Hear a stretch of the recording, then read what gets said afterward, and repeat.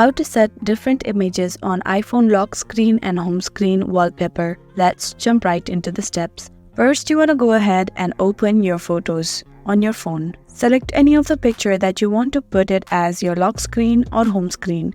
Then tap on the arrow facing upwards on the bottom left corner. Now you want to scroll down and tap on Use as Wallpaper. And now tap on Set, that is on the bottom right corner. You will get the option if you want to put it as lock screen or home screen or both. For now, tapping on lock screen because we are doing it separately for both. Now, you want to go back and select any other picture that you want to put it as home screen or lock screen. Do the same process.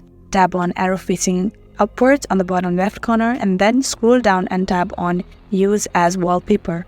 Tap on Set again, that is on the bottom right corner, and this time select Set as Home Screen.